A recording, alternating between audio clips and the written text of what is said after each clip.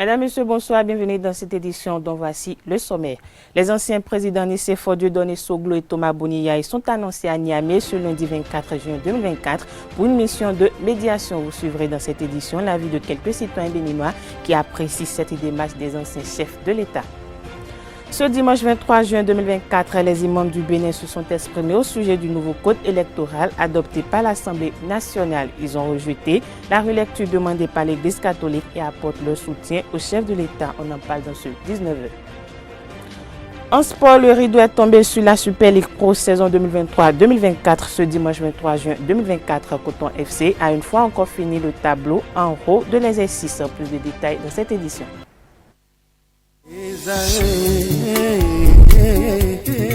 L'École supérieure d'administration, d'économie, de journalisme et des métiers de l'audiovisuel ESAE offre de nouveaux challenges pour l'année universitaire 2023-2024. Étudiantes et étudiants, parents d'élèves nouveaux bacheliers, ESAE, c'est la garantie d'une formation de qualité à des conditions très avantageuses. À Gbedjromede, à Papa, à Boumekalavi et Parakou, inscrivez-vous en administration générale, administration du travail et de la sécurité sociale, trésor et finances publiques, impôts, diplomatie et relations internationales, journalisme et métiers de l'audiovisuel, gestion des marchés publics, planification et développement local, sciences économiques, sciences juridiques et toutes les filières des sciences de gestion. ESAE vous offre des bourses, demi-bourses et de réductions pour les premières inscriptions dans toutes ces filières. Waouh! En licence 1, 2 et 3 et en master, bénéficiez jusqu'à 50% de réduction sur tous nos sites. N'est-ce pas génial? Infoline. ESAE Gbedjromede, 3e rue à droite en quittant le carrefour Le Jador pour la BIBE Jéricho ou au plus 229 90 93 65 21 98 98 14 00 à Kpakpa au plus 229 52 88 33 33 à Boumekalavi au plus 229 52 88 44 44 Parakou au plus 229 52 46 12 12. ESAE, l'excellence à un nom.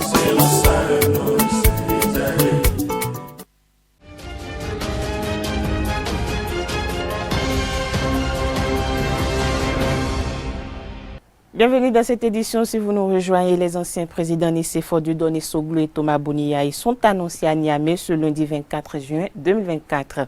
Ils entendent rencontrer les autorités nigériennes au plus haut niveau pour une recherche de solutions dans la crise que connaissent le Bénin et le Niger depuis quelques mois. Au micro de Kanté Amoussou, quelques citoyens béninois apprécient la démarche des deux anciens chefs d'État. Suivons ensemble. Je remercie cette initiative des deux anciens chefs d'État en vie, Soglo et Yahi.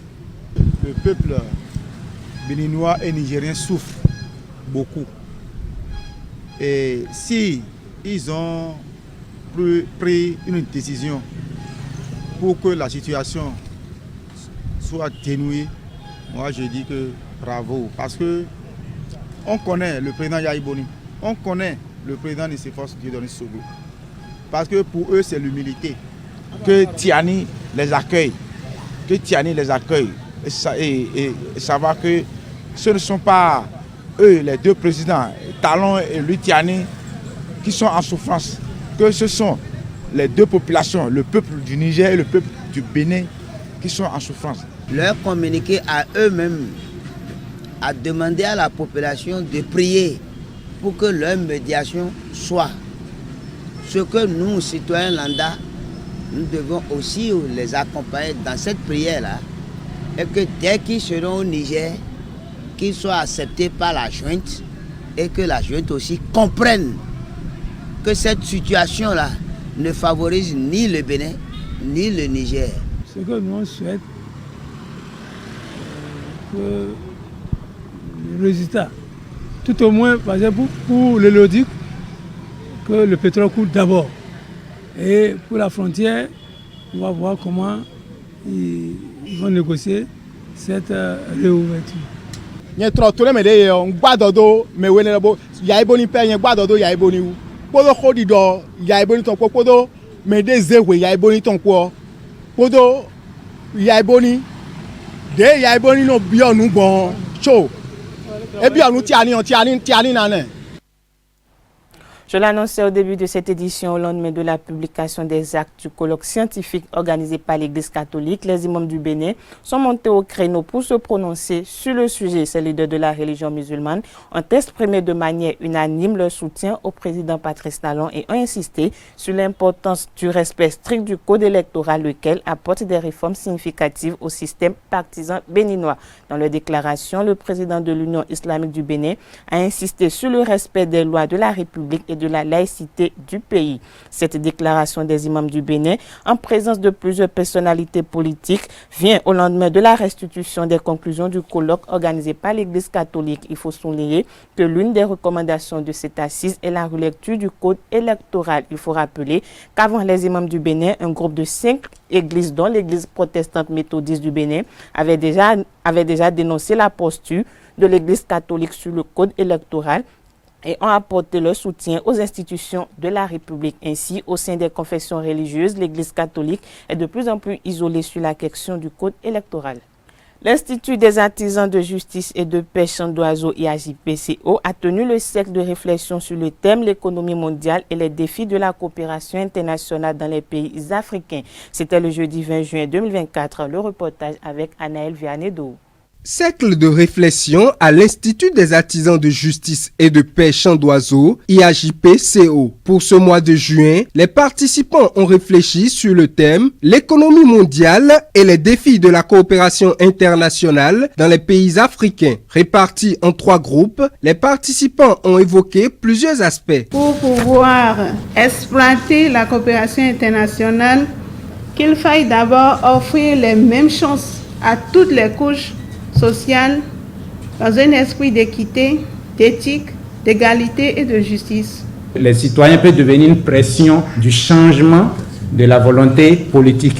Un appel à une veille permanente des besoins sur ce que l'on recherche afin de ne pas subir les désirs du partenaire. Le professeur orateur du jour n'a pas manqué d'attirer l'attention de tous sur la valorisation et la promotion du local pour une bonne coopération entre les pays africains. Quelqu'un disait 90% de ce que nous faisons venir d'ailleurs, on peut l'avoir dans la sous-région. Qu'est-ce qui fait que nous ne croyons pas en nous-mêmes? Qu'est-ce qui fait que si Madame X propose une solution à un problème, je dirais comme c'est la dame que je vois tous les jours dans mon quartier là, est-ce que sa solution là, elle est vraiment appropriée? Mais dès qu'un kidam vient de loin là, comme on dit, Abomanti qui vient de loin, comme c'est un blanc là, on ne se pose pas de questions. L'IAJP-CO poursuit ses réflexions notamment le mois prochain pour la conférence inaugurale du 3e trimestre sur le thème « La coopération internationale, un regard critique et éthique sur sa contribution au développement ». Canénois, dans cette édition, un Béninois âgé de plus de 60 ans est décédé à la Mecque. La cause de sa mort n'est pas précisée, mais selon les informations, cela n'est pas lié à l'intense chaleur qui a occasionné le décès de plus de 1300 personnes en Arabie Saoudite. Les pèlerins ont fait face à des températures extrêmement élevées au Hajj 2024. Selon les informations, des musulmans sans autorisation officielle participent aux éditions du Hajj. Dans ce cas, ils n'ont pas accès aux installations climatisées mises en place par les autorités saoudiennes. Ces pèlerins, pour la plupart, ont été sans nourriture, sans eau ou air conditionné. Pour rappel, 2300 fidèles béninois se sont envolés pour l'Arabie Saoudite cette année. Dans le même temps, les autorités saoudiennes ont distingué le Bénin pour ses services fournis aux pèlerins. Il est à noter que le Hajj édition 2024 est clôturé le 18 juin dernier. Les premiers pèlerins béninois rentrent au Bécaye d'ici le 25 juin prochain. Le président Emmanuel Macron et son homologue sénégalais Bassirou Diomaye Faye se sont rencontrés jeudi dernier pour la première fois à Paris, exprimant leur volonté commune de donner une nouvelle impulsion au partenariat bilatéral selon un communiqué conjoint. Martial Akwete, analyste géopolitique, évoque au micro de Francis Fahami les enjeux de cette rencontre. Suivons ensemble. Les anciennes colonies françaises, le Sénégal et tous les autres, à savoir que le Sénégal a été un pôle très important pendant la période coloniale. Quand ces présidents sont élus, généralement, les premières visites que ces présidents font à l'extérieur du continent vont généralement au niveau de la France et il en est ainsi pour plusieurs pays. Alors, le président élu Diomaye Faye n'a pas échappé à l'exercice.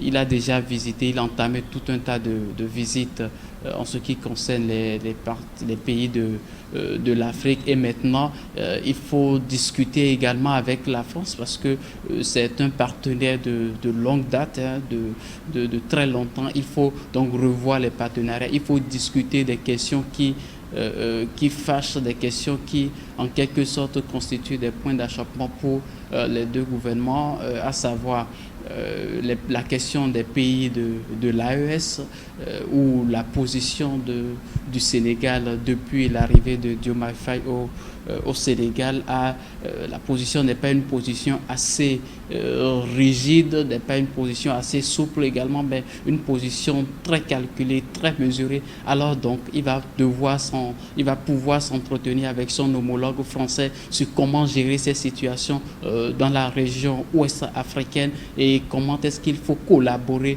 et avec la France et avec les pays de l'AES, tout en entendant que cette visite intervient juste après les visites dans les pays de l'AES, ce qui n'est pas du tout anodin. C'est comme si, après avoir fait ce passage au niveau des pays de l'AES, le président Diomaye Faye a un message, il a déjà pris des messages de la part de ces différents gouvernements issus de coups d'État et va porter ce message au niveau du président Emmanuel Macron pour voir dans quelle mesure la coopération entre ces différents États ou la revitalisation de la CEDEAO dans l'espace ouest africain pourrait aboutir. Cette édition se poursuit hors de nos frontières. Le président de la République du Mali, le colonel Assimi Goïta, est attendu ce mardi 25 juin 2024 à Ouagadougou dans le cadre d'une visite d'amitié et de travail. C'est la première visite officielle du chef de l'État malien au Burkina Faso. Au cours de son séjour, les deux chefs d'État vont revisiter l'excellente relation de la coopération qui existe entre la République du Mali et celle du Burkina Faso. Le chef de l'État malien et le président du Burkina Faso échangeront notamment sur les défis de la lutte contre le terrorisme et ceux liés au développement socio-économique et à la quête d'une souveraineté totale de leurs pays respectifs. Cette rencontre des deux chefs d'État des pays membres de l'AES sera également une occasion de renforcement de l'Alliance pour le bonheur des peuples burkinabés, maliens et nigériens. En Inde, la première session du Parlement s'est ouverte ce lundi 24 juin avec un paysage politique chamboulé. Après les plus grandes élections du monde, 544 députés y ont été nommés ou reconduits le 4 juin dernier. La coalition du Premier ministre Narendra Modi a été réduite, l'opposition renforcée et la vie parlementaire indienne va donc connaître de grands changements. Après 10 ans de règne sans partage, la vie politique indienne devrait changer car le PJP doit désormais faire alliance pour obtenir une majorité au sein du Parlement. Ce nouveau paysage politique pourrait conduire Narendra Modi à tempérer cette tendance autoritaire et modérer ses attaques contre les minorités religieuses. Les prochains mois le diront, cela alors que ce nouveau Parlement comporte moins de femmes et moins de musulmans. Sport dans cette édition, 90 minutes pour conserver son titre pour Coton, 90 minutes pour entrer dans l'histoire pour Dadje FC. C'était l'enjeu de la 24e et dernière journée de la Super League Pro de football saison 2023-2024. Au bout du suspense, Coton FC remporte son 3e titre de champion du Bénin consécutif grâce à sa victoire 2-0 sur Dadje FC Souneb en fin de match. Revivez ensemble les 2 buts signés Emmanuel Henry et Sheriff Did Mama. Ce corner, Emmanuel Kosso est monté, les grands gabarits sont montés, rentrant au premier poteau, sans preneur, contre une fois de plus, ballon donné rapidement pour une offensive, Emmanuel Henry pour Sheriff Dean, pour ce ballon une fois, 2 fois, et la frappe, un but!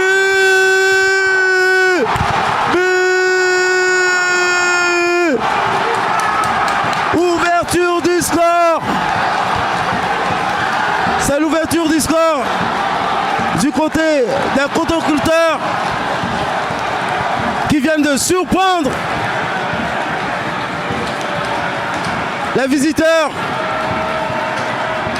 Belle inspiration de Sheriff Dean Mama qui ont compris que la saison est terminée pour eux. Et l'appel, le départ d'Hippolyte Sani qui trouve son partenaire en retrait, Bakary. Qu'est-ce qu'ils vont faire? Frappe et but! Au but! Deuxième but! Après cette belle séquence entre les cotonculteurs, cette frappe qui a surpris Karim Rahman.